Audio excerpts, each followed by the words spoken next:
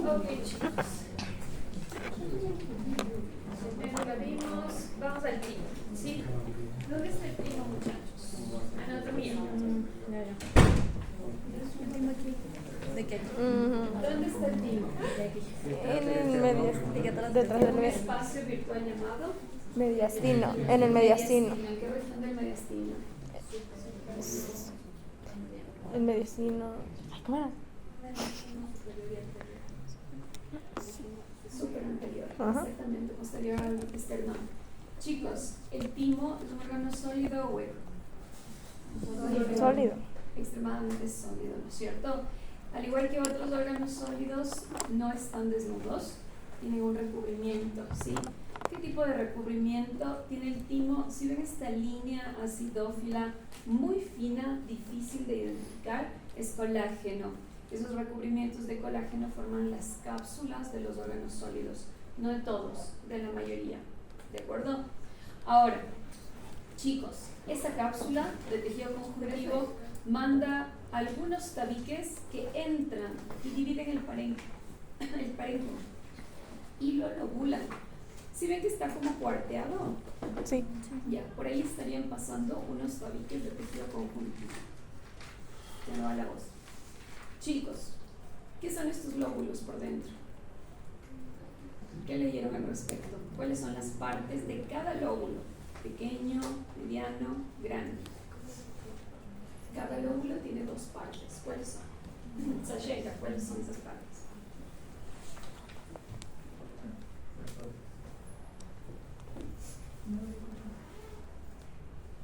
Está escrito. Por eso me hablé corteza. No dijiste.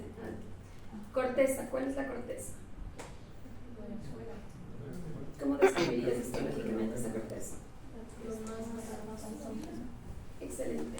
La zona que es más basófila. Y la médula, que es la zona central de cada lóbulo, que es más clara, más acidófila. El timo, este es un timo de una persona joven, probablemente de un niño, ¿sí? Estos ejemplos son cadavéricos. ¿Qué pasa con el timo? ¿Quién rodea o quién sostiene el timo? ¿El timo en el mediastino está suelto? No. El tejido adiposo. Muy bien. El tejido adiposo es un tejido mesenquimal. ¿De qué tipo en el adulto? Unilocular. Excelente. Entonces, este tejido adiposo, con el pasar del tiempo, pasan los años, vienen a infiltrar extensamente el timo y reemplazan el parénquima tímica. Esto es un timo de un adulto.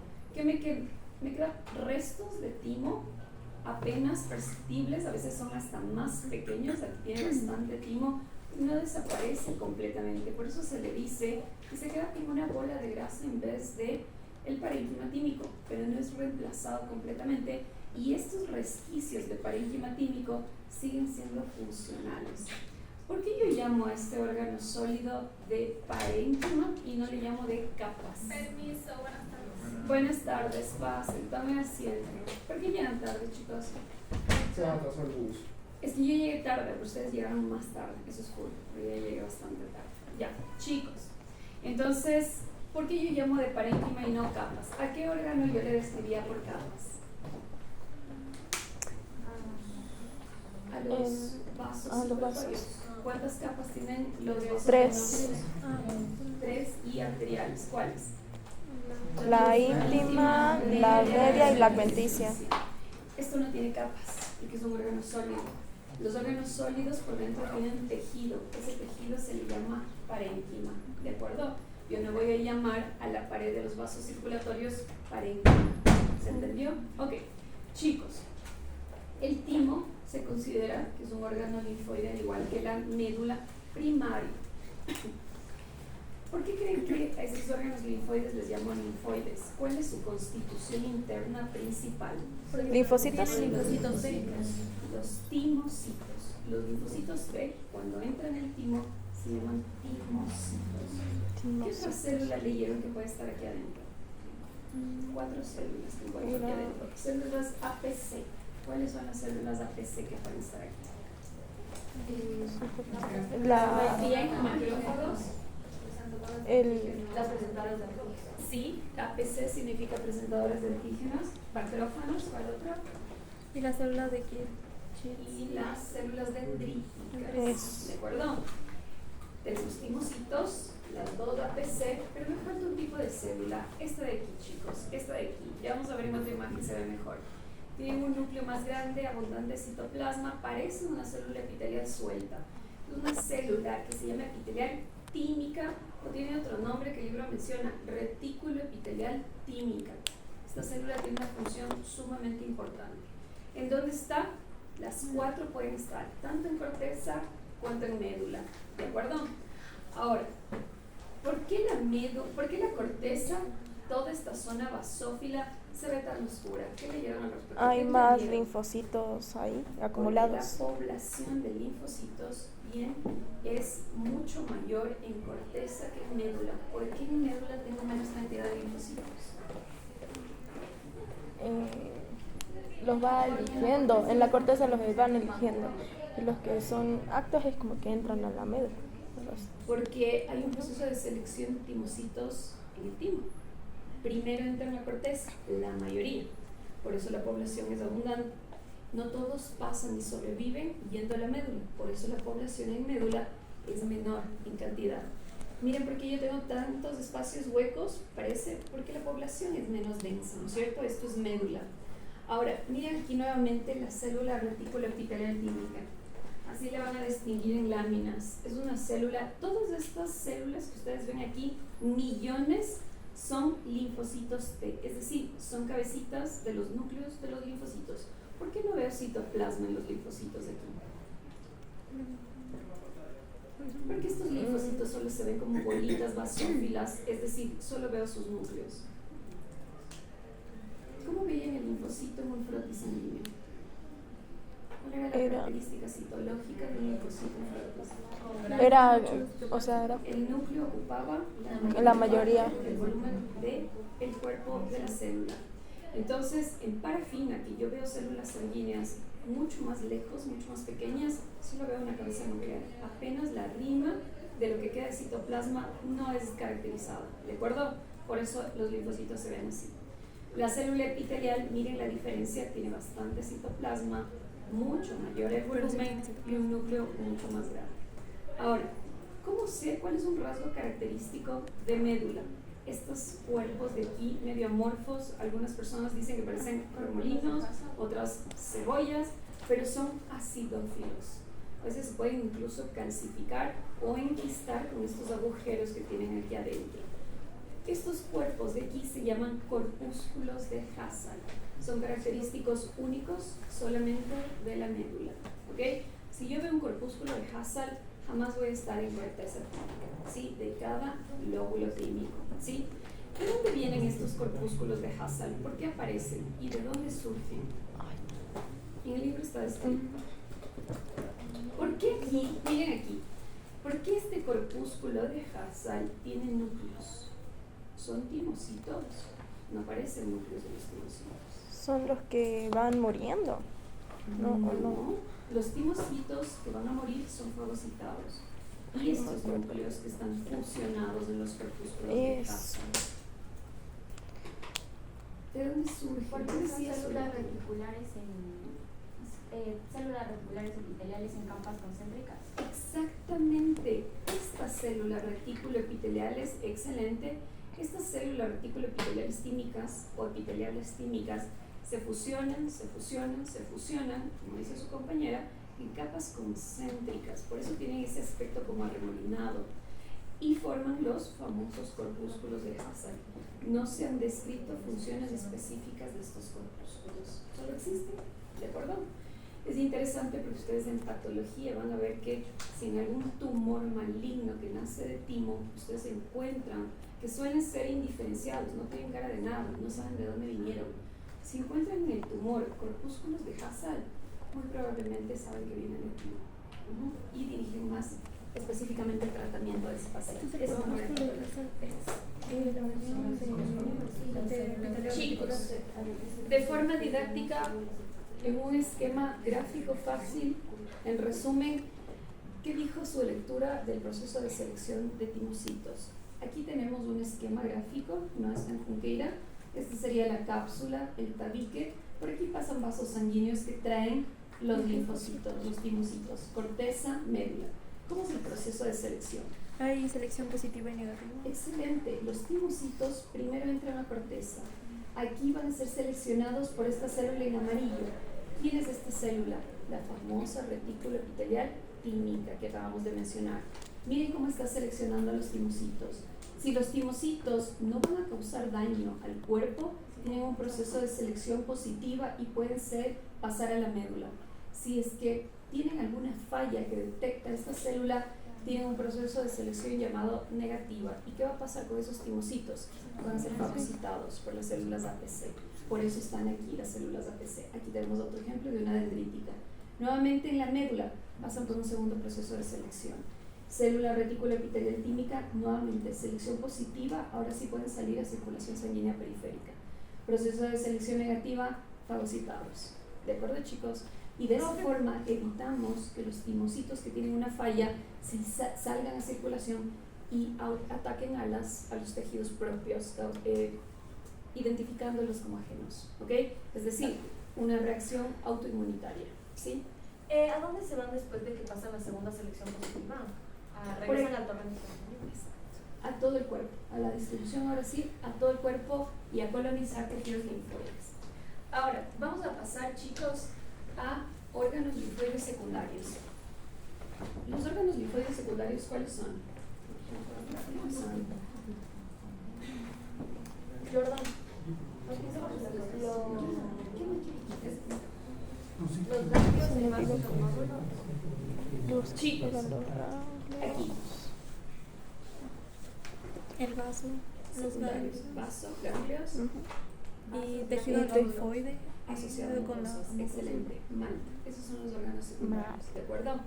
Chicos, todos estos órganos linfoides o linfáticos, no, linfoides en realidad, se llaman así porque la constitución interna de su parénquima está formada por células. ¿Qué células? Millones de linfocitos, ¿sí? En el caso del timo, específicamente timocitos, pero en los otros, linfocitos de todo tipo, B, T, N, K, ¿de acuerdo? Entonces, ¿qué formato dirían que tienen estos órganos tan pequeñitos? ¿Y hasta cuánto pueden llegar a medir? tiene una estructura como circular. Ovalada. Sí, Con como una parte cóncava y una parte convexa, ¿no es cierto? A ver si unos frijoles, qué sé yo. Sí. Chicos, aquí, ¿estos órganos son sólidos o huecos? Hueco. Les voy a poner una imagen. Ahí está lo que quieren hacer más. Sólidos. Completamente sólidos, ¿de acuerdo? Por lo tanto, tengo parénquima del ganglio, ¿sí? Entonces, noten lo siguiente. ¿Qué pasa con los ganglios, con los vasos linfáticos? Los vasos linfáticos están distribuidos en todo el cuerpo, pero tienen un lugar de paso. ¿Cuál es el lugar de paso? Los ganglios. ¿Sí? Porque aquí se filtra la linfa que lleva toxinas, recoge toxinas del cuerpo, ¿ok? No está llevando glóbulos rojos. ¿Puede llevar leucocitos? Sí, sí puede llevar células sanguíneas, algunas. Entonces, como todo órgano sólido, tenemos una cápsula recubriendo, y aquí una zona peculiar, como otros órganos sólidos, tenemos un hilio vascular, ¿sí? Un hilio vascular donde entra una arteria y sale un vaso venoso. ¿Para qué? Para oxigenar. Sí, vascularizar, nutrir, oxigenar el tejido por dentro. ¿Ok? Allí hay un intercambio gaseoso. Entonces, chicos, ¿a dónde llegan los vasos linfáticos? A la cápsula, a esta parte convexa. ¿Cuántos vasos linfáticos llegan? Varios. Y estos vasos linfáticos se llaman vasos linfáticos aferentes. ¿De acuerdo? ¿Qué pasa con esa linfa? Esa linfa entra y va a caer a unos espacios por aquí adentro que se llaman senos. Los vamos a ver adelante. Miren. Aquí nuevamente, este es un corte histológico, son órganos que pueden llegar a medir 2 milímetros, 1 milímetro, 5 milímetros, pero si se vuelven reactivos y se activan, pueden llegar a ser pelotas de hasta 3 centímetros que son palpables en infecciones o inflamación, como por ejemplo cadenas ganglionares cervicales por procesos locales infecciosos. ¿De acuerdo? Entonces, chicos, ¿y pueden regresar a involucionar a un tamaño menor? Sí, pueden completamente. ¿Ok? Entonces, chicos, nuevamente, vasos linfáticos aferentes. La linfa viene, pasa por el tejido linfático y sale solamente por un vaso que está en zona del hilio vascular, y este vaso linfático único se llama vaso linfático eferente. La linfa cae aquí en estas partes que están en beige, abajo de la cápsula, por aquí y hacia el centro. Antes de describir cómo se llama cada uno de los senos, describamos las partes del ganglio linfático. El ganglio linfático, como ustedes ven aquí en su imagen, tiene una zona basófila mucho más marcada. Todo esto se llama corteza. Y la zona más clarita central que está en contacto con el hilio se llama la médula. ¿Ok? Ahora, en la cápsula también va a mandar tabiques de tejido conjuntivo, pero solamente hasta la parte de la corteza. No divide completamente el órgano, ¿sí? Y estas partes, estos tabiques de conjuntivo se llaman trabéculas. ¿Ok? ¿A dónde cae la linfa? A los senos. Los senos reciben el nombre del lugar por donde pasan. Si el seno está abajo de la cápsula, se llama seno subcapsular. Si el seno pasa por la región de la corteza, ¿cómo se llamará? Cortical. Si el seno pasa por la región de la médula, medular. Excelente. La linfa está pasando por todas esas regiones. ¿Cómo se ve la corteza en este esquema didáctico? Tiene dos partes, como ustedes pueden ver aquí. Estas zonas como nodulares se llaman corteza superficial. Aquí las vemos como si fueran unas bolitas, por eso se les esquematiza como nódulos, ¿de acuerdo? Antes de llegar a la médula, tenemos una zona de transición, pero que es parte de la corteza y se llama paracorteza. Y es importante porque tiene unos vasos especiales, ¿de acuerdo? ¿Cómo es la celularidad de la médula? Forma como unos cordones irregulares, finos, que se fusionan. Miren aquí, súper delgaditos, basófilos. ¿Ok? Por eso los senos de la médula, porque los cordones medulares son tan delgados, se ven un poco más amplios. ¿De acuerdo? Por eso tenemos un centro medular mucho más claro. ¿Ok? Vamos a hablar de esta zona de corteza superficial. Pero antes de eso, vamos a ver una imagen extra. Aquí. Así van a ver sus ganglios linfáticos. ¿Qué es esto, muchachos? Excelente. ¿Qué es esto? La corteza. No, Este espacio. Seno. Es el seno. Subcapsular. Excelente. El seno cortical es muy difícil de ver porque la población celular de linfocitos en la corteza es abundante, es muy densa. ¿Ok? Por eso se ve más fácil aquí los senos, estas zonas claritas en medio de los cordones medulares. Donde veo corteza superficial, donde tengo este aspecto medio nodular, y paracorteza generalmente tiene un tinte un poco más basófilo. Si yo tomo una foto de aquí, de esta zona periférica, voy a encontrar este vasito. ¿Qué tipo de vaso es este? Linfático. Linfático, que es este de aquí. Las válvulas. Este es un vaso linfático que se va a fusionar con la cápsula, es un vaso linfático aferente. ¿Ok? ¿De acuerdo? ¿Qué más tengo aquí? ¿Qué tejido yo tenía especial en la médula ósea que sostenía a las células? Que no lo puedo ver en el reticulares. Necesito tinte especial. Fibras reticulares. Tengo malla reticular. Aquí, como ven, todos estos cabellitos en café es una malla reticular por millones que está sujetando por dentro. Es como una red que sujeta a las células de todo el ganglio linfático. ¿De acuerdo? ¿Quién produce las fibras reticulares? ¿Los fibroblastos? No. Son mesenquimales, son como primas de los fibroblastos. Igual un aspecto como pulpos alargados. Células reticulares. ¿De dónde vienen las fibras? Las células reticulares eran como unos pulpos que tienen prolongaciones. Las fibras son esas prolongaciones que se fusionan y hacen una malla. ¿De acuerdo? Ahora, vamos a ver corteza superficial. Antes de eso, corteza superficial. Chicos, nuevamente, cápsula, ¿sí? Seno subcapsular, muchas veces se ve ocupado por células, aquí se ve bonito. Y corteza superficial. ¿Cuál es la diferencia que describe el libro de la corteza superficial llamada folículo primario y folículo secundario? ¿Qué entendieron de su lectura? ¿Por qué es importante que en un proceso infeccioso, inflamatorio, cuando se activa la inmunidad, el folículo primario se active y pase a ser secundario? ¿Por qué es importante esta transformación? ¿Qué ven ustedes histológicamente de cambio? ¿Se ven iguales? No, ¿Los folículos? ajá. Los secundarios cambian, ¿no es cierto? ¿Qué es lo primero que pasa? Se forma un centro claro. Ese centro tiene un nombre. Se llama centro germinal. Aquí en el primario los linfocitos T, B, NK están distribuidos de forma homogénea, mezclados todos ellos adentro. Aquí no. Aquí cuando se forma el centro germinal, todos los linfocitos B van a venir a colarse en el centro germinal. ¿De qué está recubierto el centro germinal? Si ven esta zona más basófila, es la zona del manto. Tiene así un tinte más basófilo. ¿Y de qué está formada la zona del manto? De linfocitos T y B, exactamente, de los dos. En el centro germinal, solo los B. Chicos, ¿por qué tiene que formarse un centro germinal en un folículo secundario o activo? ¿Cuál es la función de los linfocitos B aquí?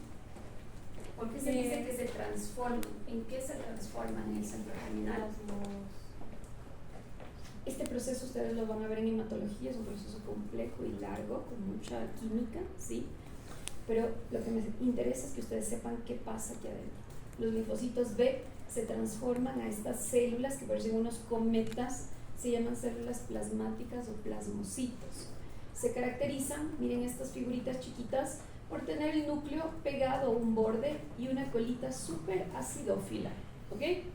¿Cuál es la importancia de estos plasmocitos? ¿Por qué necesito que se formen los plasmocitos? Porque son productores de anticuerpos. Los antígenos los obtengo de la célula extraña o de patógenos, de anticuerpos también llamadas inmunoglobulinas. Es lo mismo decir anticuerpo e inmunoglobulina. Son 5 inmunoglobulinas, ¿sí?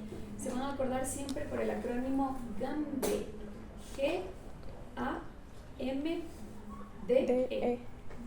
GAMDE. ¿De acuerdo? Esas son las 5 inmunoglobulinas. Cada uno tiene su función y actúa en procesos específicos. ¿Ok? ¿Cómo se forman? Solamente aquí, en centros germinales. ¿Por qué? Por la transformación y activación de un linfocito a una célula plasmática. Esa es la función, ¿sí? Muy bien. Folículos linfoides. ¿Qué venía después de la corteza superficial? Otro esquema gráfico para explicar lo que está en el libro. Cápsula, trabécula o tabique, seno subcapsular, seno cortical, seno medular, vaso eferente. ¿Qué pasa con los linfocitos? ¿Cómo llegan al parénquima millones de linfocitos? Por vía linfática no pueden llegar tantos, son demasiados, son millones, no los consigo contar, ¿no es cierto? Si yo les digo aquí, cuenten cuántos linfocitos ven ahí, millones, no da, ¿no es cierto? Entonces, chicos, ni siquiera en esta imagen más cerca, ¿no es cierto? Entonces, la mayor fuente de captación de linfocitos está aquí, en la paracorteza. Por eso es importante, por eso no hay que subestimarlo. Aquí hay unos vasos venulares especiales que tienen endotelio. ¿Cómo es el endotelio naturalmente en un vaso normal? Es un epitelio simple, plano. En todos los vasos es un endotelio simple plano. Pero a veces hay vasos especiales que tienen endotelios a los que yo llamo altos. ¿Qué significa altos? Que son medio cúbicos. Como vemos aquí, estos endotelios no son normales, son especiales, pero siguen siendo vasos sanguíneos. Estos son vasos que estos endotelios altos tienen receptores en la superficie y captan a todos los linfocitos que están circulando en sangre. ¿Ok? ¿Por qué? Porque por aquí ya están pasando linfocitos T ya maduros, salidos del timo, linfocitos B, linfocitos de NK. ¿Y qué pasa si no los captan? Se pasa nomás por la circulación. ¿Y cómo colonizo este órgano linfoide? ¿De acuerdo? Entonces existen estas vénulas de endotelios altos, por sus siglas en inglés HEB, por eso está así en su libro. Vénulas de endotelios high, altos, en inglés, H. ¿Ok? ¿De acuerdo, chicos? Ahora, si tienen preguntas me pueden detener. Miren esta imagen. Esto es una vénula de endotelio alto. Este es un corte a lo largo, longitudinal del trayecto de esta vénula, y esto es un corte transversal de frente. Esto es una coloración especial. Miren qué interesante. El endotelio, aquí esta célula no es alargada, no es achatada. Está medio cuadrado, o sea, no cuadrado porque no veo el citoplasma, pero es redondita, ¿no es cierto? Que es propio de una célula cúbica. ¿Y qué estoy viendo aquí? Miren en este tinte especial, encontré esta foto en una literatura, me pareció lindísima. Todo lo que tiene flechas largas, no cabezas, aquí muestran endotelios. Todo lo que tiene flechas largas están mostrando cómo los linfocitos están pasando por fenestraciones del endotelio de las vénulas altas. ¿Ok? Miren cómo se está deformando para poder pasar y colonizar ese tejido. Interesante. Aquí no se ve tan bonito ese pase, por eso les he puesto con una coloración especial. ¿Ok? Para que sea más gráfica la explicación. Esto ya mencionamos. Ok, chicos. En los centros germinales, esta también es una coloración especial, ¿sí? En los centros germinales no solamente hay linfocitos B transformándose, hay células APC, ¿sí?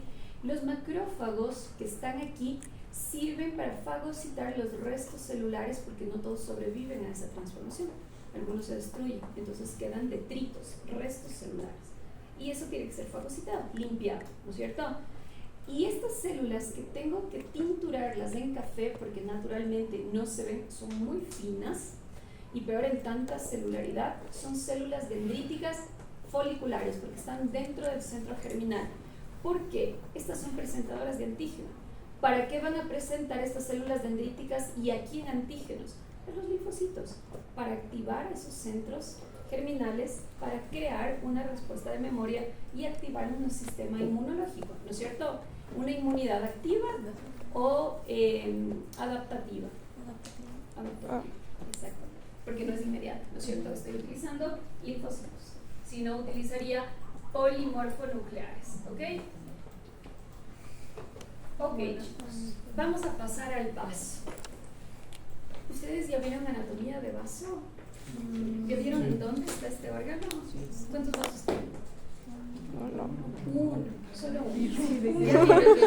¿Ya vieron hipocondrios? No. ¿Sextantes? No. Bueno, el vaso, el vaso es un órgano sólido o bueno. Sólido, completamente sólido y macizo, pesado, ¿de acuerdo? Chicos, el vaso, al parénquima del vaso, porque es un parénquima, porque es sólido, se le dice parénquima esplénico, ¿ok? ¿Por qué al colon, cuando viene a ser el marco colónico del ascendente, transverso y descendente, aquí, en esta zona que está cerca del vaso, se le dice ángulo esplénico? Porque está cerca del parénquima esplénico, por el nombre del vaso, ¿ok? El vaso se dice, por su componente interno, que vamos a ver ahora, que es el mayor productor de inmunoglobulinas, ¿sí? Más que los propios ganglios, que miden 2-5 milímetros, ¿ok?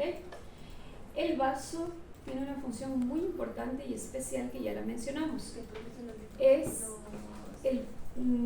vaso es el mayor receptor de hemocateresis.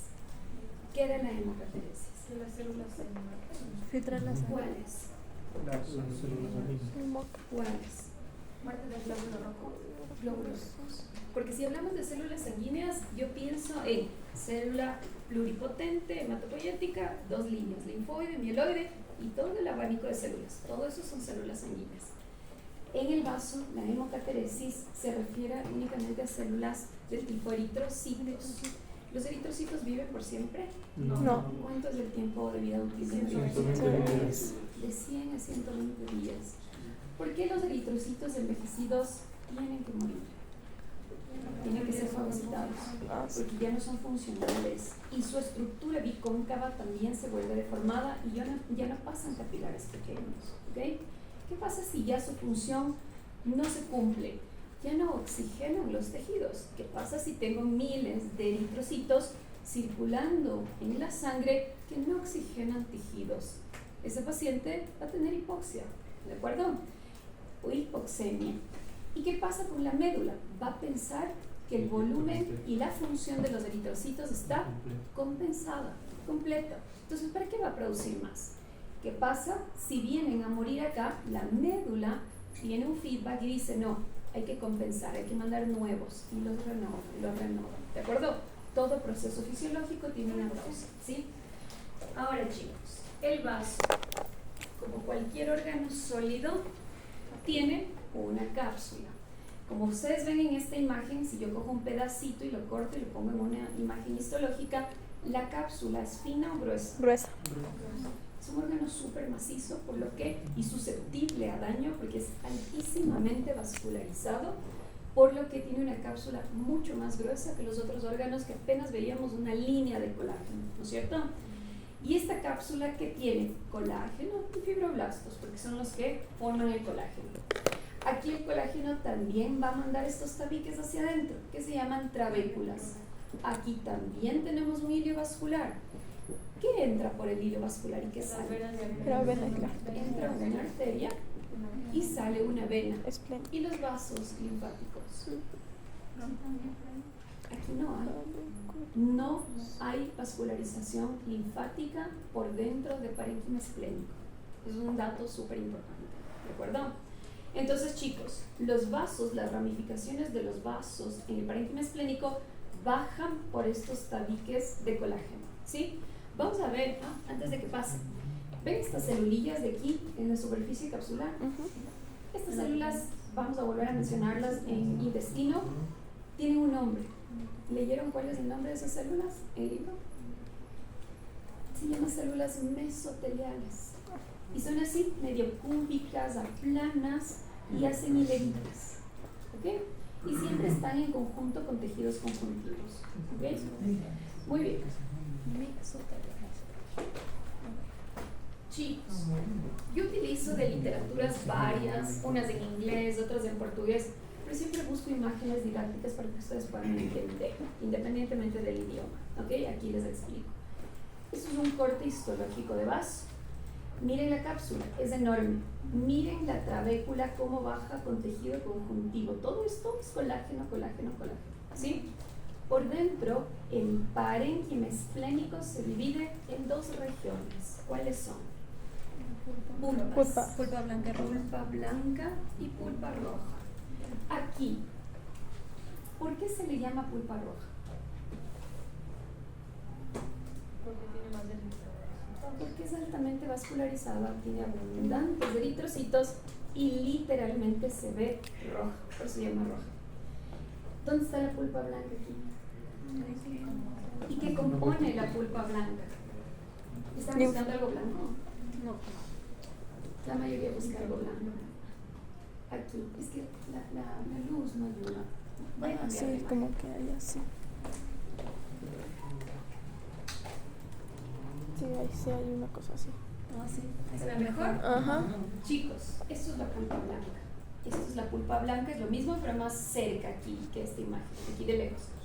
Todo lo que está alrededor es pulpa roja. Que va a Lo tener que linfocitos predomina- PIB, ¿verdad? Lo que predomina es la roja. Sí, entonces, ¿qué es la pulpa blanca? A pesar de que se le llama blanca, no es blanca, es basófila. ¿Por qué? Porque ¿a qué se les parece que acabamos de ver? A los folículos. A los folículos. ¿No parecen folículos estas bolas de aquí? Sí. Folículos, los que acabamos de ver. Voy a refrescar la memoria. Ah, sí. ¿No parecen folículos? Sí.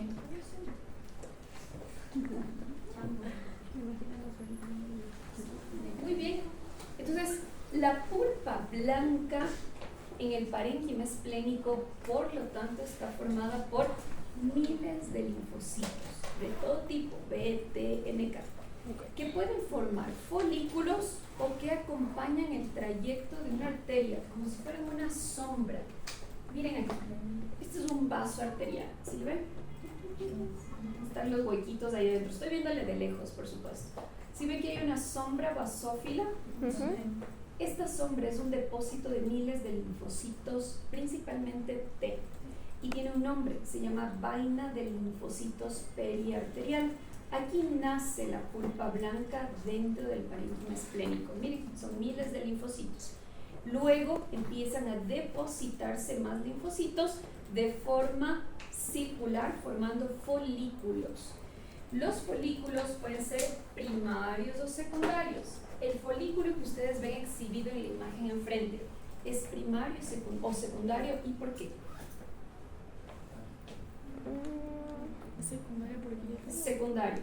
Bien, ¿por qué? porque ya pasó por selección. No sé. Vamos a volver al concepto de primario y secundario.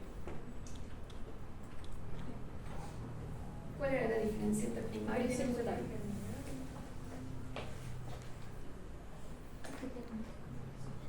¿Qué tengo en el secundario que no tengo en el primario? Zona del manto Centro y germinal. centro germinal. ¿Ok? Volvamos a la imagen de abajo. Primario, secundario. Secundario, ¿por qué? Porque Tengo tiene un una centro zona germinal, la y zona de zona. manto apenas perceptible. ¿De acuerdo, chicos?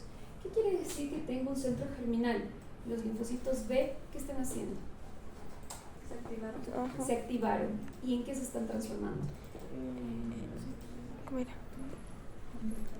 Plasmocitos. En plasmocitos o células plasmáticas para formar Hemoglobina.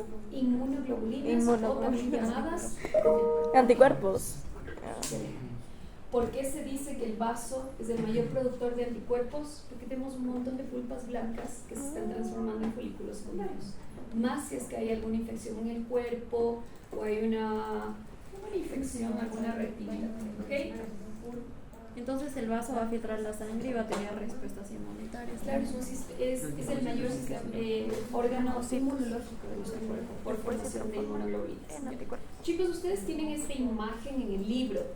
Es una imagen que describe de dónde nace la pulpa blanca, acompañando las raíces de vascularización. ¿Entendieron esta imagen? Ok, vamos a describir. Les puse en orden cómo se clasifican, ¿de acuerdo? Esta es la cápsula. Yo les dije, la cápsula y las trabéculas, que es esta de aquí, están acompañados de vasos sanguíneos. La arteria que baja por la trabécula se llama arteria trabecular. Cuando la arteria trabecular entra al parénquima esplénico, se convierte en una arteria central. Central o folicular. Esta arteria, ¿sí?, está acompañada de esta sombra. Miren esta sombra medio concha de vino, qué sé yo. Esta es la vaina del linfocitos periarterial. De aquí nace, les he puesto aquí, de aquí nacen los linfocitos, que luego se acumulan de forma nodular en folículos. ¿Ok? En resumen, la pulpa blanca está formada por dos regiones. Vaina de linfocitos periarterial, principalmente formada por linfocitos T, y folículos, sean primarios o sean secundarios. ¿Por qué se dice pulpa blanca si se ve morada? Glóbulos blancos. Los linfocitos son parte de los leucocitos, glóbulos blancos. ¿Ok? Sistema inmunológico. Chicos, ¿de qué está formada la pulpa roja? Eritrocitos. Ok, mucha vascularización que lleva glóbulos rojos. Muchos van a morir ahí. Aquí hay unos vasos especiales que quiero que lean en sus libros.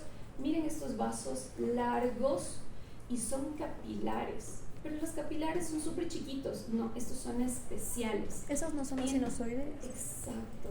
Tienen fenestraciones. Miren cómo están con agujeros aquí. Y tienen endotelios altos. Dos peculiaridades de este vaso llamado sinusoide. ¿Dónde más vemos vasos sinusoidales? Médula ósea. Ya mencionamos al vaso sinusoidal en médula ósea. ¿Qué pasa? Y hay millones de vasos sinusoidales en el parénquima esplénico. ¿Cómo voy a ver esos vasos sinusoidales? Fíjense bien. ¿Ustedes ven unas grietas alargadas aquí? Estos son todos los vasos sinusoidales. Son vasos alargados con una luz amplia, ¿de acuerdo? Vasos sinusoidales, ¿sí? ¿Qué les parece esta imagen de aquí? ¿Les parece que este vaso sinusoidal con estas fenestraciones o estos agujeros es un vaso fuerte o es un vaso débil? Débil. Se puede romper. ¿Qué pasa si miles de sinusoides se rompen dentro del parénquima esplénico? Hay una hemorragia esplénica y eso sería una emergencia médica. Incluso hay hemorragias esplénicas por traumas, ¿no? ¿Cierto? Y eso, el paciente, si es masiva, tiene que ser hospitalizado, se puede morir, se puede chocar, ¿no es cierto? Entonces, ¿qué pasa si esos vasos fueran susceptibles apenas el paciente se vio, tosió y se rompieron? No. Entonces, ¿qué hay aquí? También hay malla reticular, ¿ok? Y si ven estos pelitos, son fibras reticulares cubriendo y envolviendo a los sinusoides para protegerlos, ¿de acuerdo? Todo tiene una razón de ser. Y finalmente acabo con este mensaje. Chicos, entre un vaso sinusoidal y el próximo vaso sinusoidal hay depósito de células sanguíneas, leucocitos, polimorfonucleares, macrófagos, miles de eritrocitos aquí. Son todos estos cúmulos de células que vemos en este esquema medio raro. ¿Y qué pasa con estas células? Se depositan en una forma medio como que en columnas, medio lineares, y se les dio un nombre. Se les llamó cordones esplénicos de Billroth. Billroth por la persona que los describió, extranjero evidentemente, ¿no es cierto? No son tan fáciles de ver los famosos cordones de Billroth. Este es son las mejores imágenes que conseguí de parénquima esplénico de pulpa roja. Van a ver que en histología real en sus láminas no se ve tan bonito, ¿sí? Miren aquí, vaso sinusoidal, endotelios altos, vaso sinusoidal, todo lo que vean agujero es luz de un vaso sinusoidal. ¿Qué pasa entre un vaso sinusoidal, el siguiente vaso sinusoidal? Hay células sanguíneas. Miren cómo se depositan como si fueran cordones de células. Estos son los cordones de Billroth, ¿de acuerdo? Aquí no se ve tan bonita esa imagen, esta me pareció la mejor. Aquí tenemos otro vaso sinusoidal solamente para demostrar que tienen endotelios altos. ¿De acuerdo, chicos? Disculpe, no logré identificar cuáles eran los cordones. Claro. Todo lo que no está dentro de un vaso sinusoidal. Okay. Células, y O sea, cómo como- se depositan. Como tejido conectivo, ¿verdad? No es conectivo, son células. Ok. Es un montón de millones de células sanguíneas y se depositan como si fueran cordones. Mire este cordón, aquí se adelgaza, vuelve por acá. Ok. ¿no? Así. Ya. ¿De acuerdo? Gracias. Cordones esplénicos o celulares de Billroth. Ok, chicos, nos vamos a quedar aquí. ¿Ya? Chicos, por favor, la próxima clase ustedes van a pasar, ¿sí? Y van a pasar a exponer las personas que no participan mucho en clase, ¿de acuerdo? La próxima clase vamos a ver MALT y vamos a ver la primera parte de tubo digestivo, ¿sí? Mañana tenemos clase. Sí. Sí. Ya, entonces mañana. Y el examen va hasta mañana, hasta lo que vamos mañana. Es decir, el examen de la próxima semana, el día jueves, porque el viernes hay feriado, ¿sí? Van a dar 3 temas: células sanguíneas, van a dar órganos linfoides y van a dar la primera parte de digestivo. Ya. ¿Ok? Muy bien. Ok, chicos, hasta aquí nos quedamos. Dijo que cualquier